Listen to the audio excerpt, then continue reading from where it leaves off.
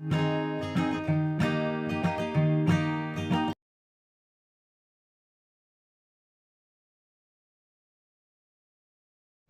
के सभी मेरे साथियों को राजरत्न अंबेडकर की ओर से जय भीम, नमो बुद्धाय। लोग देखेंगे कि भारत के लोगों को वोट का अधिकार कैसे मिला। अंग्रेजों ने भारत को आजाद करने के लिए क्रमबद्ध तरीके से इस देश के लोगों को हक और अधिकार देने की शुरुआत कर दी और इसी इनिशिएटिव को लेते हुए उन्होंने 1917 में एक कमेटी का गठन किया और उस कमेटी का नाम था south bureau committee. South bureau committee Bharat में आई और भारत में भारत के लोगों को क्या क्या अधिकार देने चाहिए इसकी पढ़ाई करने के लिए, इसकी जांच करने के लिए यह कमेटी भारत में आई और भारत में भारत के लोगों को वोट का अधिकार कैसे देना चाहिए, किस तरह से दिया जाए, इसका मुआयना करने के लिए यह कमेटी भारत में आई। साउथ ब्यूरो कमेटी जब भारत में आई तब गांधी जी ने इस कमेटी को मुलाकात दी और मुलाकात में उन्होंने कहा कि इस देश में आप वोट का अधिकार देने के लिए आए हो, आपका इस देश में स्वागत है, लेकिन आप हमारे धर्म में इंटरफेयर, दखल अंदाजी ना करें। साउथ ब्यूरो ने कहा हम आपके धर्म में इंटरफेयर करने के लिए यहां नहीं आए हैं, भारत के लोगों को आने वाले संविधान में क्या क्या अधिकार होने चाहिए उसका मुआयना करने के लिए, उसकी जांच करने के लिए हम यहां पर आए हैं। तो गांधी जी ने कहा कि ठीक है, आप वोट का अधिकार इस देश के लोगों को देने के लिए आए हो, लेकिन वोट का अधिकार इस देश में 3 ही वर्गों को मिलना चाहिए। साउथ ब्यूरो ने पूछा कौन से 3 वर्ग? गांधी जी ने कहा भारत के लोग, ऐसे ही लोगों को वोट का अधिकार होना चाहिए जो लोग पढ़े लिखे हो, जो लोग 8वीं पास होने का, कम से कम 8वीं पास होने का जिनके पास सबूत हो, ऐसे ही लोगों को वोट देने का अधिकार भारत में होना चाहिए। दूसरा वर्ग जो इस देश में टैक्स भरता है, इनकम टैक्स, प्रॉपर्टी टैक्स भरता हो, ऐसे ही लोगों को वोट का अधिकार इस देश में देना होगा। और तीसरा वर्ग इस देश के राजा, महाराजा और संस्थानिक, इन्हीं लोगों को वोट का अधिकार इस देश में आपको देना होगा। साउथ ब्यूरो ने कहा ठीक है, हम इन लोगों को वोट का अधिकार देंगे। यह बात बाबा साहब को पता चली। बाबा साहब को जब पता चला कि गांधी ने इस तरह का बयान साउथ ब्यूरो कमेटी को दिया है, आगे चलकर साइमन कमीशन को दिया गया है, बाबा साहब ने इस साइमन कमीशन से मुलाकात की और साइमन कमीशन को यह समझाकर कहा कि गांधी के अनुसार अगर आप इस देश में वोट का अधिकार इस देश में लागू करोगे तो इस देश में 90% लोगों को वोट का अधिकार ही नहीं मिलेगा। साइमन ने बाबा साहब से पूछा कैसे नहीं मिलेगा, हमको बताओ। बाबा साहब ने बताया कि मनुस्मृति के अनुसार भारत के लोगों को पढ़ाई लिखाई करने का अधिकार ही नहीं है। इस देश के शूद्रों को स्कूल में जाने की परमिशन नहीं है।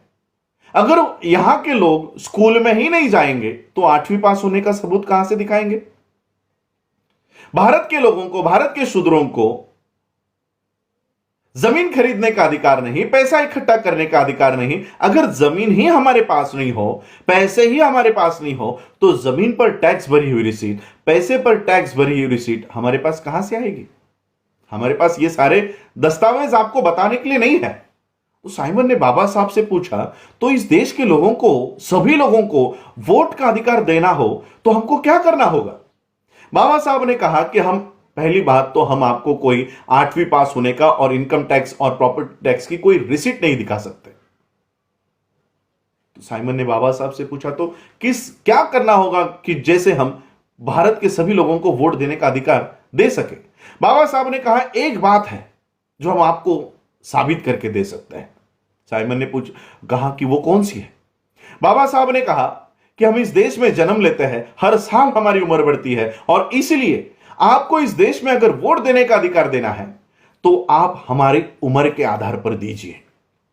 साइमन को बाबा साहब की इस बात को कबूल किया। साइमन ने इस बात को कबूल किया और एडल्ट फ्रेंचाइज नाम का आर्टिकल उन्होंने तैयार किया। एडल्ट फ्रेंचाइज, उस समय का एडल्ट फ्रेंचाइज, 1919 का एडल्ट फ्रेंचाइज कहता है कि भारत के 21 साल के हर एक स्त्री को और हर एक पुरुष को भारत में वोट का अधिकार होगा। यह डॉक्टर बाबा साहब अंबेडकर जी के वजह से भारत के सभी लोगों को वोट देने का अधिकार मिला। एक तरफ बाबा साहब ने भारत के सभी लोगों को वोट देने का अधिकार प्राप्त कर लिया और भारत के लोगों को समझाया कि मैंने आप लोगों के लिए इतना बड़ा अधिकार आप लोगों को दिया है, इसको नमक और मिर्ची की तरह छोटा मत समझो।